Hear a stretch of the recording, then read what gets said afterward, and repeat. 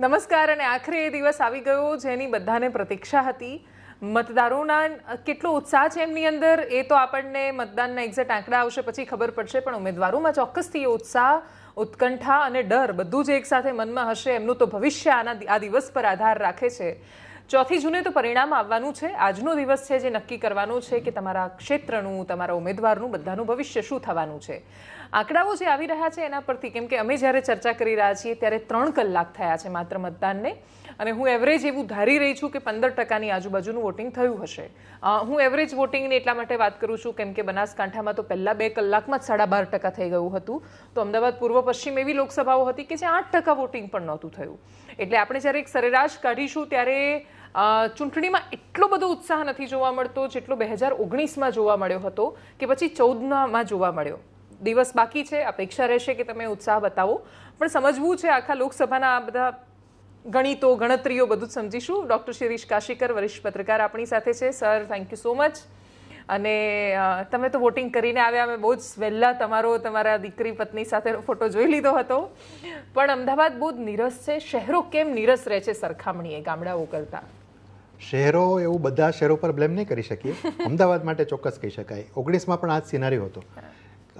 પણ એક વસ્તુ આ વખતે મેં જોઈ કે જે સોશિયલ મીડિયા અને પરંપરાગત માધ્યમોએ પણ જે મારો ચલાવ્યો કે ભાઈ હીટવેવ આવશે એટલે બને એટલું જલ્દી વોટિંગ કરજો, એટલે ઘણી બધી જગ્યાએ હું પણ જ્યાં વોટિંગ કરવા ગયો હતો ત્યાં લાઈનો 6:30 વાગ્યામાં લોકો આવી ગયા હતા. 7 વાગે વોટિંગ શરૂ થવાનું હતું, 6:30 વાગ્યાથી લોકો લાઈનમાં ઊભા રહી ગયા હતા. પણ એક ગરમીનું ફેક્ટર હવે બપોર પછી કેટલું આવે છે એનો પર આધાર છે. પણ બીજો મુદ્દો એ છે કે મને એવું લાગે છે, તમે કહ્યું પ્રમાણે એ ક્યુમ્યુલેટિવ અને પ્રોગ્રેસિવ છે. 8% હવે કદાચ એ ચોક્કસ વધ્યો છે. બપોર સુધીમાં આ જ પેસ જળવાય તો બપોર સુધીમાં હું માનું છું 30%ની આળેગળે તો આરામથી પહોંચી જશે જો આ જ પેસ રહ્યો તો. પણ અમદાવાદમાં આપણે 2019માં પણ જોયું હતું કે શરૂઆતમાં આવું હતું, થોડું મતદાન ધીમું ફાસ્ટ અને પછી છેલ્લે બધા પાર્ટીઓએ પોતાના કાર્યકર્તાઓને દોડાવ્યા અને 60ની ઉપર વોટિંગ ગયેલું, ખેંચીને લઈ જવા પડે.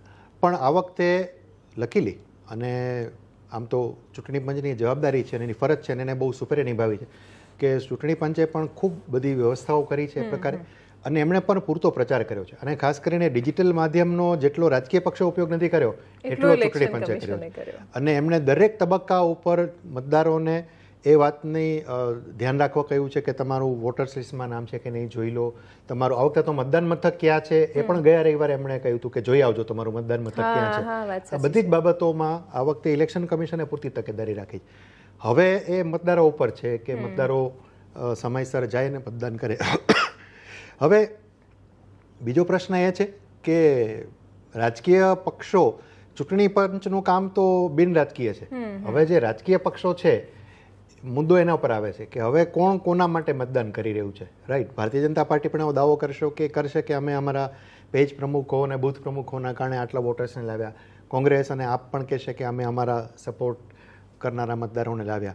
એ તો સાંજ પછી આંકડા જ્યારે આવશે ત્યારે ખબર પડશે. પણ હું માનું છું કે એવરેજ 60%ની ઉપર વોટિંગ થાય તો બહુ મોટો સિનારીઓમાં કંઈ ફરક આવે ગયા વખતના એવું મને લાગતું નથી. સિનારીઓ મોર ઓર લેસ એ જ રહેશે. અને અત્યારે જે પેસ દેખાય છે એ આખો દિવસ જો પેસ જળવાય તો હું માનું છું કે આ વખતે 100% રેકોર્ડ તૂટશે.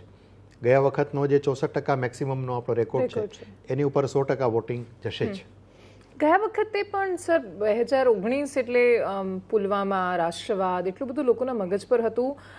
દરેક મતદારને એવું જ લાગતું હતું કે દેશની સરહદ પર સુરક્ષા કરવાનું જેટલું મહત્વ છે એટલું જ એના વોટનું મહત્વ છે.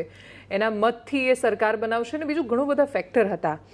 આ વખતે આમ જોવા જઈએ તો ચૂંટણી બહુ જ ઇન્ટરેસ્ટિંગ થઈ છે.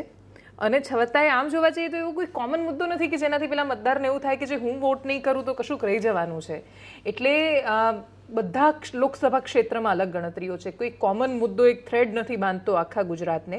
પણ છતાંય જો હું પર્ટિક્યુલર સૌરાષ્ટ્રના જામનગર, સુરેન્દ્રનગર જેવા ક્ષેત્રોની વાત કરું કે મધ્ય ગુજરાતમાં આણંદ કે પછી બનાસકાંઠા, પાટણ, ઉત્તર ગુજરાતમાં વાત કરું કે દક્ષિણમાં ભરૂચ, વલસાડ જેવી બેઠકો લઈએ, જે 8 બેઠકો મેઇન છે જ્યાં ટક્કર દેખાઈ રહી છે, એટલીસ્ટ લડાઈ થઈ રહી છે ત્યાં, તો ત્યાં વોટિંગ વધે કે ઘટે એવું કોઈ ચોક્કસ પેટર્ન ખરી કે જેનાથી વધે તો ભાઈ ભાજપને ફાયદો છે કે નુકસાન છે એવું કંઈ?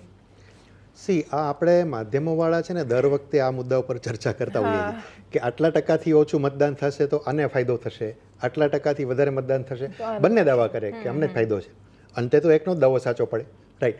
પણ એક વસ્તુ છે કે તમે જેમ હમણાં કહ્યું કે આ વખતે એવો એપરન્ટ કોઈ મુદ્દો દેખાતો નથી કે ગયા વખતે પુલવામા કે રાષ્ટ્રવાદ.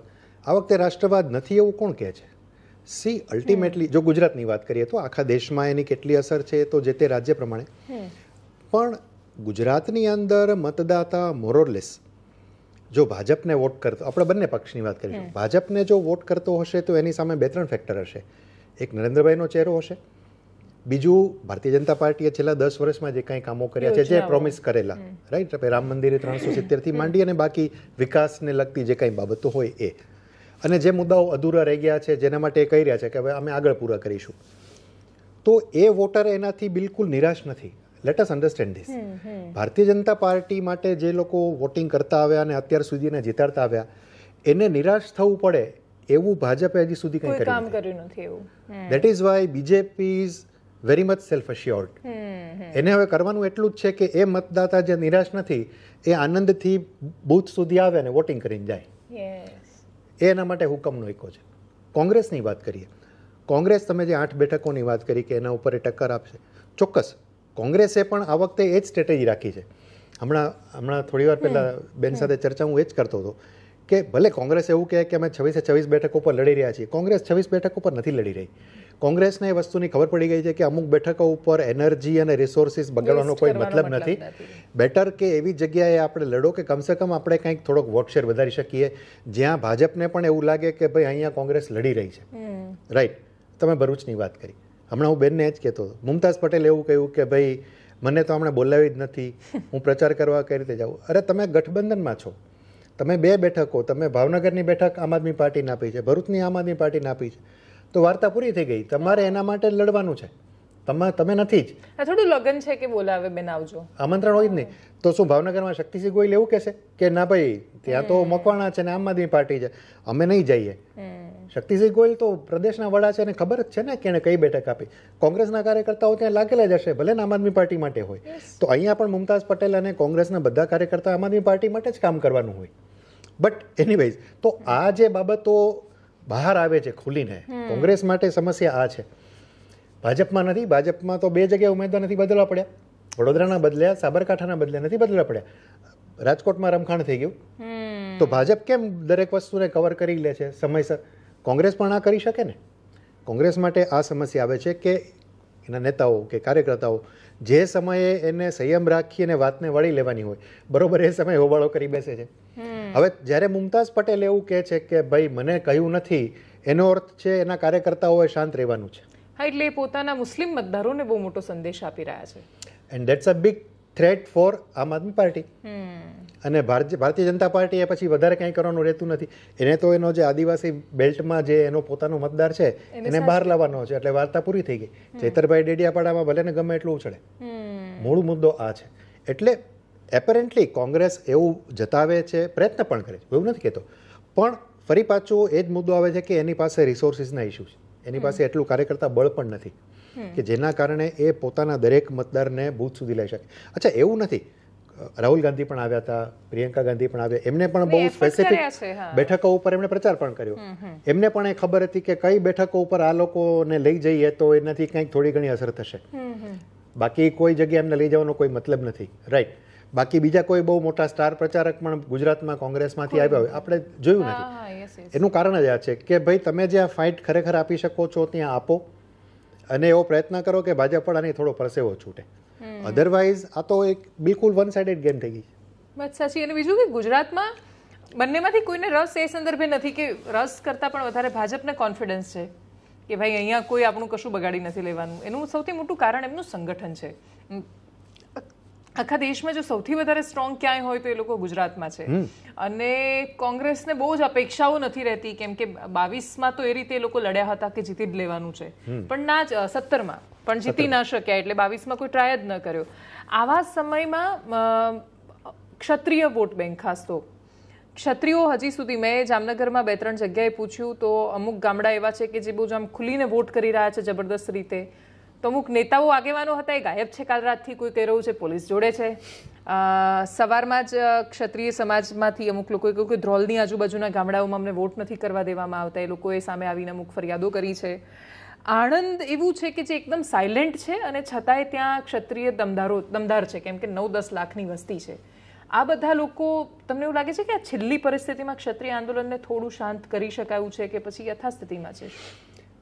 એક વસ્તુ સમજવી પડે આપણે કે ક્ષત્રિયોમાંથી પણ બધા જ ક્ષત્રિયો દરેક વખતે ભારતીય જનતા પાર્ટીને જ વોટ આપતા હતા એવું નહોતું. રાઈટ. હું તમને યાદ કરાવું, સૌરાષ્ટ્રની રાજકોટની જ વાત કરીએ. રાજકોટનું સૌથી મોટું માથું મનોહરસિંહજી જાડેજા, જે 4 થી 5 ટર્મ નાણામંત્રી રહ્યા હતા, કોંગ્રેસના અગ્રણી હતા. અન્ય પણ ઘણા બધા સૌરાષ્ટ્રમાં ઘણા બધા કોંગ્રેસના અગ્રણીઓ જે સંપૂર્ણપણે ક્ષત્રિય કમ્યુનિટીમાંથી આવનારા લોકો હતા. આજે શું છે, માંધાતાસિંહ મનોહરસિંહજીના દીકરા રીતે ભારતીય જનતા પાર્ટીમાં છે. મોટાભાગના સૌરાષ્ટ્રના મોટાભાગના રાજવીઓ કહું છું એ ભારતીય જનતા પાર્ટીના સમર્થકો છે. ઇવન અપાર્ટ ફ્રોમ સૌરાષ્ટ્ર, જ્યાં જ્યાં પણ જૂના રજવાડાઓ હતા એમાંના મોટાભાગના રજવાડાઓ કે રાજાઓ જેનું પોતાનું ઘણું કંઈ પોતાના વિસ્તારમાં ઉપજતું હોય કમ્યુનિટી વાઇઝ, એ લોકો આજે ભાજપના સમર્થક છે. રાઈટ. કોંગ્રેસમાં પણ છે, કોંગ્રેસના સમર્થક રાજવીઓ પણ છે અને અગ્રણીઓ પણ છે. રાઈટ. તો એવું તો ક્યારે હતું જ નહીં કે બધા ક્ષત્રિયો એક સાથે એન માસ બીજેપીને વોટિંગ કરતા હતા. કોંગ્રેસના સમર્થક પણ હતા. પણ આ આખી બાબતમાં જે રીતે આંદોલનને આગળ લઈ જવામાં આવ્યું અથવા ગયું આંદોલન, અને ભારતીય જનતા પાર્ટીએ પણ એક ડિગ્નિફાઈડ શાંતિ જાળવી, બીજી કોઈ બહુ માથાકૂટ, હા એમણે કહ્યું કે અમે ટિકિટ નહીં કાપીએ, બાકી તો અમે અમારી રીતે આગળ વધીશું. અને સામે સંકલન સમિતિએ પણ બહુ જ એકચ્યુઅલી લોકશાહી ઢબે આખું આંદોલન ચલાવ્યું. રાઈટ. એટલે બંને પોતપોતાની ગરિમા જાળવી રાજકીય દ્રષ્ટિએ જોઈ. પણ છેલ્લા 4-5 દિવસોની અંદર જે પ્રકારે ભાવનગરમાં કારડીયા રાજપૂત સંમેલન થયું, CR પાટીલ ત્યાં ગયા, કારડિયાઓ એ બધાએ આખા એમના કહેવા પ્રમાણે એમણે સમર્થન જાહેર કર્યું. અન્ય પણ ઘણી બધી કમ્યુનિટીઝ જે ક્ષત્રિય કમ્યુનિટીઝ છે એમને સમર્થન જાહેર કર્યું. તો એમાં જે ફેન્સ ઉપર હતા હજુ પણ કે ભાઈ કમ્યુનિટી તરફ જવું કે બીજેપી તરફ જવું, એમાંથી ઘણા બધા લોકો એવું બને કે જે ભાજપ તરફ આવી ગયા કે ચાલો અત્યારે વોટિંગ તો આના માટે કરીએ, પછી જોઈએ આગળ આનું શું કરવું. તો એક છે કે આ જે કંઈ ચૂંટણી થઈ છે અને જે થયું છે એમાં હવે બહુ એપેરેન્ટલી ભાગલા પડી ગયા કમ્યુનિટીની અંદર. રાઈટ. આ ભાજપવાળા ને કોંગ્રેસવાળા એવું. હવે એ જોવાનું છે કે જે ભાજપવાળા કહેવાતા જે છે એ રાજપૂતો કે ક્ષત્રિયો જે છે એ કેટલી મોટી સંખ્યામાં વોટિંગ કર્યા છે અને એના કારણે ભાજપ ઉપર જે અસર થવાની છે એની લીડ ઉપર કે એના મતો ઉપર એ કેટલી ખાળી શકાય છે. અને કેટલા વિસ્તારોમાં કોંગ્રેસ જે એના ઉપર જ, આ તમે આણંદની વાત કરી તો કોંગ્રેસ એના ઉપર આધાર રાખીને મોટો આધાર રાખીને બેઠી કે આ લોકો બહુ મોટી સંખ્યામાં આપણા માટે મતદાન કરશે અથવા મતદાનથી અગા રહેશે તો ત્યાં વધારે જોર લગાવશે. રાઈટ. તો એ હિસાબે ખેલ થોડો રોચક છે. પણ હું નથી માનતો કે એનાથી કોઈ બહુ મોટી અસર જે છે એ હારજીત ઉપર થાય. રાઈટ. કારણ કે ભાજપે પણ પોતાની સ્ટ્રેટેજી બદલી. એને ખ્યાલ આવી ગયો કે ભાઈ જો કેટલાક પોકેટની અંદર આવું જ થવાનું છે, કદાચ બધા ક્ષત્રિયો જે કદાચ આપણા સાથે હતા એ પણ કદાચ કોંગ્રેસ તરફ જતા રહ્યા છે, તો ભારતીય જનતા પાર્ટીએ અલગ અલગ સ્થળોએ અલગ અલગ કમ્યુનિટીઝને પોતાની સાથે રાખવાના પ્રયત્નો કર્યા, સ્નેહ મિલનો કર્યા, ભોજન સમારંભો કર્યા, અને કમસે કમ એ વોટર કે જે એની સાથે હંમેશા રહ્યો છે કમ્યુનિટી એ કમસે કમ દૂર ન જાય. કારણ કે એટલે એના કારણે એને જે ખોટ પડવાની છે બેલેન્સ થઈ જાય, ભરપાઈ થઈ જાય. રાઈટ. તો હું માનું છું કે આ બીજેપીની આ સ્ટ્રેટેજીને કારણે કદાચ એટલી મોટી અસર નહીં દેખાય. બાકી તો 4 જૂને એમ ખબર પડે કે વાસ્તવમાં સ્વિંગ થયો છે, કેટલા પ્રમાણમાં થયો છે. અને રાજનીતિ તો સંપૂર્ણ સંભાવનાઓનો ખેલ છે. 2 મહિના પહેલા ક્યાં કોઈને ખબર હતી કે કોંગ્રેસની ચર્ચાએ થતી હશે આટલી? એટલે એમને તો જે મળ્યું એ ફાયદો જ છે, એમને એમાં કશું જ નુકસાન નથી. આ વખતે વકરો એટલો નફો. આ છેલ્લો પ્રશ્ન મારા ભારતીય જનતા પાર્ટીના સંગઠનને લઈને છે. 89 થી ઘણી બધી બેઠકો એવી છે કે જે ભાજપ જીતતું આવ્યું છે. દેશની રાજનીતિ જેવી બદલાઈ, ગુજરાતની રાજનીતિ એટલી જબરદસ્ત બદલાઈ કે એના પછી દેશમાં તો ચઢાવ ઉતાર બધા જ આવ્યા. ગુજરાતમાં ભાજપ આમ એકદમ ઉપર જ એનો ગ્રાફ ગયો સતત. એના પછી સંગઠન છે એ વધારે ને વધારે મજબૂત બનતું જાય છે કે પછી એ પણ એના એક સેચ્યુરેશન લેવલ પર પહોંચી રહ્યું છે? નહીં, તમે આ ખરેખર બહુ સારો પ્રશ્ન કર્યો. જનરલી આપણે આની ઉપર ચર્ચા જ નથી કરતા. અત્યારે કોંગ્રેસનો પ્રશ્ન તમે નથી પૂછ્યો એટલે હું ભાજપની જ વાત કરું. આના માટેનું શ્રેય છે ને એ ભારતીય જનતા પાર્ટીનું શીર્ષ નેતૃત્વ જે છે જે દિલ્હીમાં બેઠું છે એને અને અહીંયા પણ જે ભાજપના લોકો છે એ બંનેને આપવું પડે. તમે જુઓ એના જે પ્રદેશ પ્રમુખો 1 by 1 આવ્યા છે ને એ બધાએ ગુજરાતમાં ભાજપને સ્ટ્રેચથી ઉપર લઈ જવાનું કામ કર્યું છે. અને કોઈ પણ પાર્ટી માટે સંગઠન છે ને એ જ મહત્વનું છે. ચૂંટણીઓ તમને સંગઠન જ જીતાડે. તમારી સરકારે ગમે એટલા 100 સારા કામ કર્યા હોય ને એ 100 સારા કામને ખાલી 2 ખોટા કામથી તમે ખતમ કરી દઈ શકો. રાઈટ? એવો નેરેટિવ તમે ઉભો કરી શકો કે સરકારે ગમે એટલું સારું કામ કર્યું હોય ને તો એ તમે એને ઢાંકી દઈ શકો. સંગઠન જ અલ્ટિમેટ છે. રાઈટ? વાય CR પાટીલ તમે જુઓ, CR પાટીલ છેલ્લા 2 ટર્મથી પ્રદેશ અધ્યક્ષ છે, કેમ એ આટલા આક્રમકપણે કામ કરે છે? રાઈટ? એમની પહેલાના પણ જેટલા પ્રદેશ અધ્યક્ષો થયા એમની પોતપોતાની કામ કરવાની સ્ટાઇલ હતી. વજુભાઈ વાળા પણ હતા, રાજુભાઈ રાણા પણ હતા. રાઈટ? આ બધા જ લોકોએ પોતાની રીતે કામ કર્યું. 90ના દાયકામાં જ્યારે પહેલી વખત સરકાર બની, કેશુબાપા આવ્યા, માત્ર ભાજપની સરકાર, ચીમનભાઈ વાળીની માત્ર ભાજપની સરકાર. કેશુબાપાને આ વસ્તુ બહુ સારી રીતે ખબર હતી, કારણ કે કેશુબાપા છે ને ચાદર પાથરવા વાળા કાર્યકર્તા હતા. એટલે એને ખબર હતી કે સંગઠનનું મહત્વ શું હોય. અને એમણે એ સમયથી એ ધ્યાન રાખેલું કે સરકાર અને સંગઠન વચ્ચે કોઈ પણ પ્રકારની દૂરી નહીં આવવી જોઈએ. રાઈટ? સંગઠન જે કહે એને સરકાર ફોલો કરવું જ જોઈએ, કારણ કે અલ્ટિમેટલી જે વાત વિચારધારાની છે તો વિચારધારા તો સંગઠનમાં છે. અને તમે જે સરકાર બનાવો છો એની પાછળ તમારું સંગઠન છે અને વિચારધારાને તમારે સરકારના માધ્યમથી આગળ લઈ જવાની છે. સરકાર તો માધ્યમ છે, મુખ્ય વસ્તુ તો સંગઠન જ છે. તમે રાષ્ટ્રવાદની વાત કરો તો સરકાર તો વહીવટ કરવા માટે બેઠી છે, લોક કલ્યાણની યોજનાઓ, પણ લોક કલ્યાણની યોજનાઓમાં પણ રાષ્ટ્રવાદ કેમ આવશે એ જોવાનું કામ સરકારનું છે. અને એને દોરવણી, એને માર્ગદર્શન સંગઠન આપશે. એટલે એ હંમેશા રહ્યું. ઇવન નરેન્દ્રભાઈના સમયમાં, નરેન્દ્રભાઈ આવ્યા 5 વર્ષ થયા, ગોધરાવાળું થયું, એના પછીના 5 વર્ષ પછી લોકો એવું પણ કહેતા હતા કે નરેન્દ્રભાઈ જે છે એ વધારે તાકાતવર થઈ ગયા છે અને સંગઠન જે છે એ ધીમું પડી ગયું. પણ એવું નહોતું. નરેન્દ્રભાઈ પણ આ વસ્તુને બહુ સુપેરે સમજતા હતા કે સંગઠન વગર જે છે સરકારનું ચૂંટણી વખતે તો તમે સરકાર શું કરી શકે છે? એકવાર આચાર સંહિતા લાગુ પડી જાય પછી બધો સરકારી ગાજા બંધ થઈ જાય. સંગઠન પાસે જવું પડે તમારે. અને આખું વર્ષ ચૂંટણી હોય કે ન હોય, રાઈટ, સરકારી પ્રચાર પ્રસાર થાય, પણ એ સિવાય તમારો કાર્યકર્તા જ્યાં સુધી ઘરે ઘરે જતો નથી ત્યાં સુધી બધું નકામું જ છે. એટલે સંગઠનનું મહત્વ જે છે ગુજરાતમાં એટલીસ્ટ એ ભાજપ માટે પહેલેથી બહુ રહ્યું છે. તમામ પ્રદેશ અધ્યક્ષો, તમામ પદાધિકારીઓ હંમેશા એ વાતનું ધ્યાન રાખતા આવ્યા હોય છે કે નાનામાં નાનો કાર્યકર્તા છે ને એને પણ મહત્વ મળતું રહે, કોઈ ને કોઈ હિસાબે એના કામો પણ થતા રહે અને એ સરકારનું જે કાંઈ પ્રચાર છે એ પણ કરે અને સંગઠનની વાત છે એ પણ લઈ જાય. એટલે આયુષ્માન કાર્ડ છે પણ એ કઢાવશે કોણ? તો કે સંગઠનનો કાર્યકર્તા. બધી જગ્યાએ સરકારી તંત્ર નહીં હોય. સરકારી તંત્રની મર્યાદા છે, રાઈટ, પણ સરકારી તંત્ર પાસે કામ કરાવવું અથવા સરકાર પાસે આ રીતે કામ કરાવી શકાય એને જોડતી જનતા અને સરકાર વચ્ચેની જોડતી કડી તો કાર્યકર્તા છે. વાત સાચી છે. એટલા માટે એ બહુ જ મહત્વનું છે. અને જે કોંગ્રેસના નેતાઓ પણ એ કરી શકે, એ લોકોએ પોતાના ક્ષેત્રમાં સારું સંગઠન કર્યું. એટલે જેમ કે અર્જુનભાઈ તો હમણાં ભલે ભાજપમાં ગયા પણ એ કોંગ્રેસમાં હતા તો એ આ જ કરતા, પોતાના કાર્યાલય પર આ જ બધા કામ કરાવતા અને એટલે એનાથી ફરક દેખાયો કે ગયા ભાજપમાં તોય કોઈને કંઈ વાંધો ના આવ્યો એટલો બધો.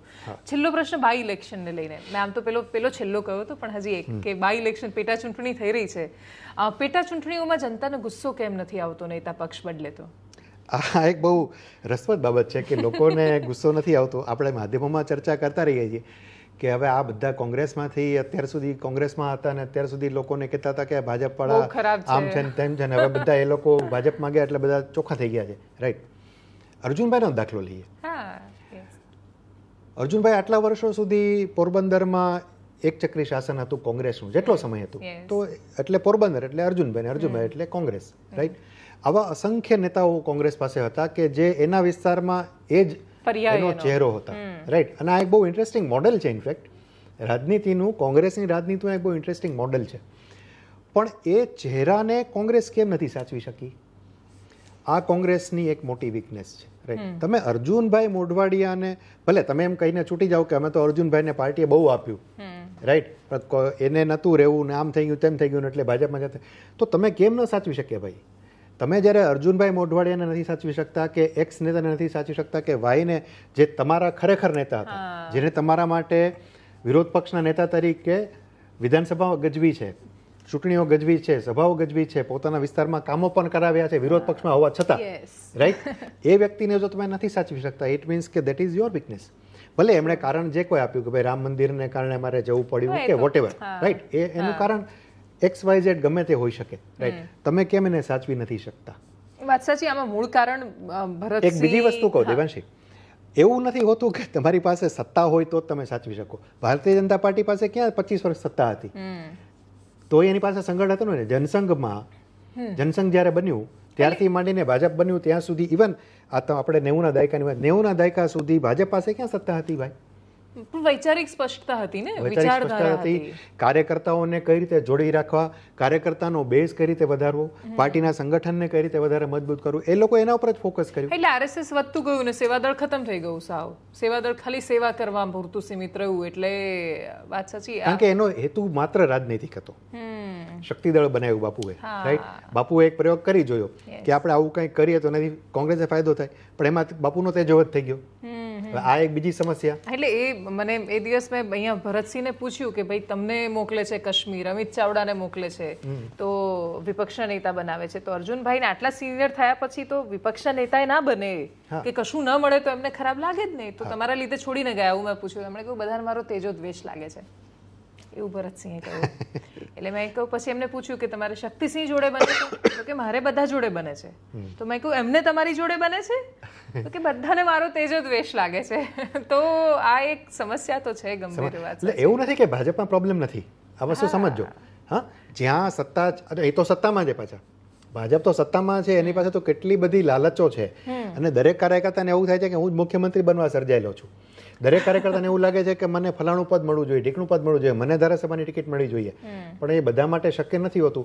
પણ ભારતીય જનતા પાર્ટી યન કેન પ્રકારે કોઈને કોઈ રીતે સાચવી લે છે પોતાના કાર્યકર્તાઓ. સત્તા હોવાના પાછા પોતાના ફાયદા પણ છે, ડર પણ રહેતો હોય છે નેતાઓને. બોલવા માંગે તો એ નથી બોલતા, એ પણ એટલી હકીકત. અને માત્ર તમે સરકારમાં જશો એવું નહીં, ઇવન સંગઠનની અંદર પણ, રાઈટ.